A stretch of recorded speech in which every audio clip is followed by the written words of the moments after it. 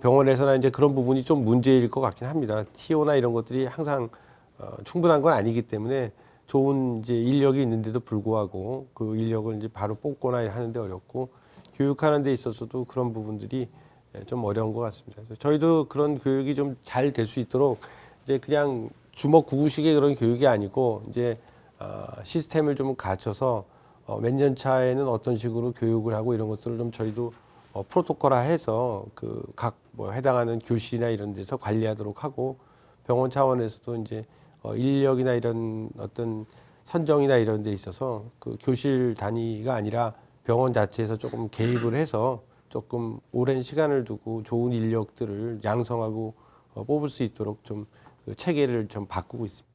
우리가 지금 지역 병원들과의 역할 분담에 있어서 그런 부분에 제일 큰 부분이 암 수술을 하는 외과계 의사의 부족입니다. 그리고 그것은 외과계의 여러 분야 중에서도 특히 외과에 지금 굉장히 심각한 문제죠. 서울대학병원에서 위암 수술이 줄었습니까? 네, 줄었습니다. 왜 줄었어요? 환자가 없어서? No. 환자는 굉장히 많이 오셔. 그래서 오히려 다른 병원을 가시라고 하고 하루에 수술을 저희가 한 방에서 아침, 점심, 저녁 이렇게 세 분의 위암 환자를 수술하던 것을 2명의 수술을 합니다. 왜?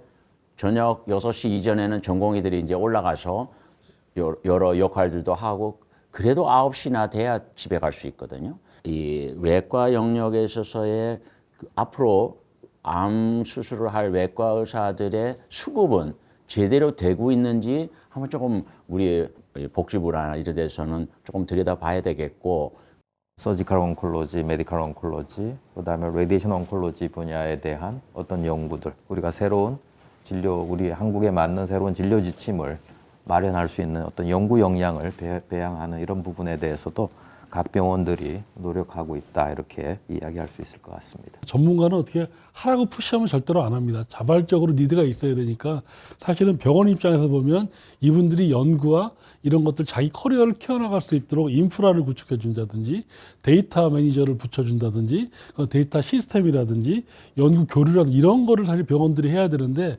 이게 다 돈이거든요. 근데 실제로 저희가 아시다시피 진료 갖고 뭐 어느 병원도 뭐 3, 4% 이상 돈이 나오는 병원이 없거든요. 그래서 이것들을 제대로 갖춰줘야 되는데 이건 돈이 안 되고 돈만 들어가는 구조이기 때문에 사실 많은 병원들이 어려워하는데 정말로 훌륭한 연구하는 전문가를 키우려고 그러면 이런 서포팅 시설, 이런 인프라 구축이 정말 따라가야 되니까. 앞으로 한 20년 뒤에 우리 누구한테 우리를 맡길까 그런 게 굉장히 걱정이 되더라고요, 사실은. 그래서 좀 외과에 뭐 수가도 많이 보상해주고 뭐 한다고 했지만 흉부외과는 뭐 2배로 올려주고 막 그랬는데 외과는 제가 봤을 때 진짜 이 더 많은 국가에서 지원을 해주지 않으면 지금 같은 이런 수가에서는 누가 외과를 하겠습니까?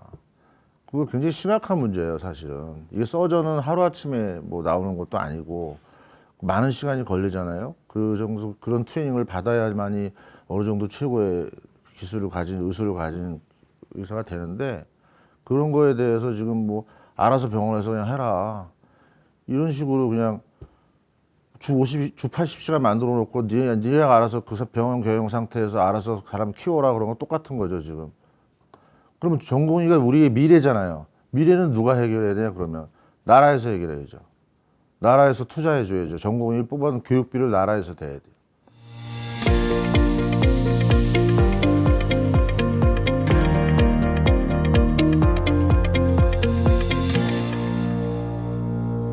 면역 항암제, 그다음에 이제 CAR-T 치료제, 또 앞으로는 이제 세포 치료제, 뭐 이런 것들이 이제 쏟아져 나오고 진료 현장으로 이제 도입이 되면서 환자들한테는 이제 새로운 치료 기회를 가지고, 그다음에 치료 성적도 좋아지고 굉장히 이제 고무적이죠.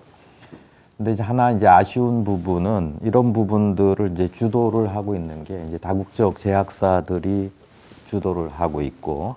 그다음에 이제 비용도 굉장히 이제 비싸다는 게 문제입니다. 이런 것들이 이제 쏟아져 나왔을 때 과연 우리 이제 의료 보험 체계에서 이제 감당할 수 있겠느냐 하는 것들이 이제 앞으로 이제 고민인 것 같습니다. 그래서 아마 국내에 있는 대형 병원들이 이제 해야 될 역할 중에 하나가 이런 그 국내 신약 기업들하고 이제 합쳐서 이제 새로운 치료법들을 개발하는 데 있어서 파트너십을 가지고 이제 하는 것들이 이제 필요하다. 실제적으로 저희가 이제 올해 3월에 조직을 개편하면서 기존에 있던 암 정밀 의학 클리닉이라는 게 있었어요. 정밀 의학 클리닉에서 이거는 연구를 베이스에 둔 그런 조직이었는데요. 그걸 암병원 산하의 암 정밀 치료센터로 이름을 바꾸고 소속을 바꿨습니다. 그 이유는 이제 연구에서 치료로 넘어가겠다는 거, 정밀 의학이. 그래서 이제 그렇게 해서 실제로 했고, 그래서 가장 저희가 시그너처로 하는 게 이제 유전체 기반 다학제. 기존의 다학제들은 사실은 뭐 방사선이라든지 하면서 이제 병리, 그다음에 영상의학 기반의 다학제인데 이제 유전체 기반의 다학제를 사실 저희가 몇 년 전에 했다가 여러 가지 협조가 안 돼서 저희가 스톱했었거든요.